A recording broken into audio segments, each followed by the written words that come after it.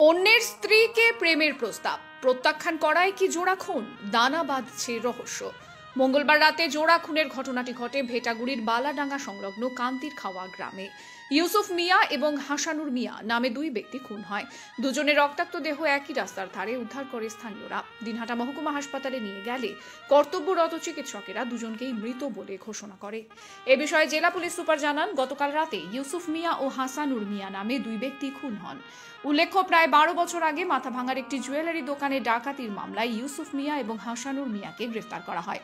তখন থেকে ইউসুফ বিচার বিভাগীয় হেফাজতে ছিল এবং হাসানুর মিয়ার জামিন পেয়েছিল।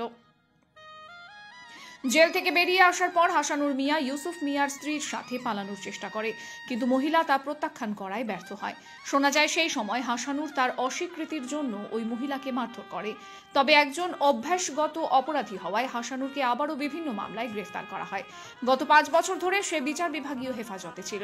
সংশোধনাগারে ইউসুফের স্ত্রীর ওপর হাসানুরের এমন কার্যকলাপের কারণে হাসানুর এবং ইউসুফের মধ্যে শত্রুতা তৈরি হয়। তবে 5 মাস আগে দুজনে জেল থেকে মুক্তি পায়।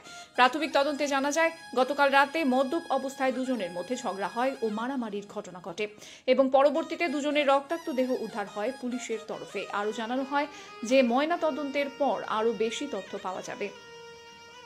যদিও এই বিষয়ে তৃণমূল কংগ্রেস পঞ্চায়েত সদস্য জাকির মিয়া সহ মোট 5 ব্যক্তির নামে দিনহাটা থানায় অভিযোগ দায়ের করেছে মৃত হাসানুর মিয়ার স্ত্রী ছায়েরা বানু বিবি। এদিন দিনহাটা থানায় উপস্থিত হয়ে বালাডাঙ্গা গ্রামের পঞ্চায়েত সদস্য জাকির মিয়া সহ আরও 4 ব্যক্তির নামে তিনি খুনের অভিযোগ করেন।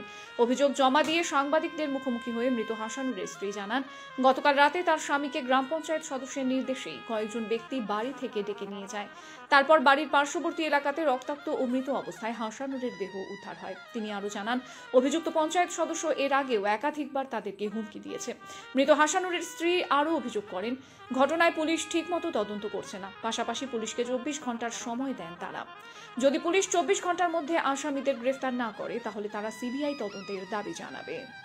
অপরদিকে নিজের বিরুদ্ধে ওঠা সমস্ত অভিযোগ অস্বীকার করে পঞ্চায়েত সদস্য জাকির মিয়া জানিয়েছেন, হাসানুর এবং ইউসুফ দুজনের গন্ডগোলের জেরেই এই ঘটনা ঘটেছে। তিনি সম্পূর্ণ নির্দোষ। দিদি অভিযোগ করলেন,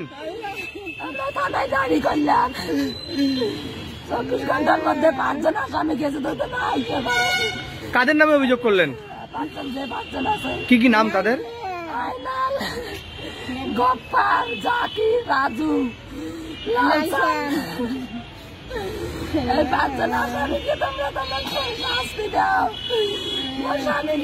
আপনারা পঞ্চায়েতের বিরুদ্ধে অভিযোগ তুলেছিলেন,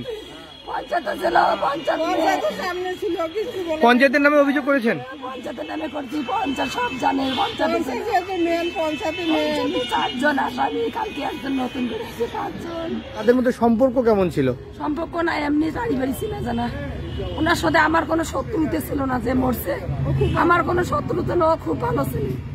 আমার কোনো স্বামীরও আমার কোনো শত্রু না, আমারও না। শত্রু হয়েছে মেন 4 জন, 5 জনের শত্রু। তাছাড়া আমার কোনো শত্রু নাই। আয়নাল, জাকির, গপ্পার, রাজু, লালচান।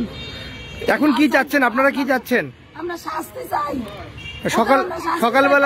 সকালবেলা সিবিআই তদন্তের কথা বলেছিলেন। আমরা যেহেতু 24 ঘন্টার মধ্যে আপনারা না জানেন রিপোর্ট, আমরা সিবিআইয়ের কাছে যাব। আমার যখন আমার মামলা করছি, রিপোর্ট করি, আমরা একটা কোনো অ্যাকশন নেয় না। আমার মেয়েকে শাড়ি রিপোর্ট করা, কোনো রিপোর্ট নেয় না, অ্যাকশন নেয় না।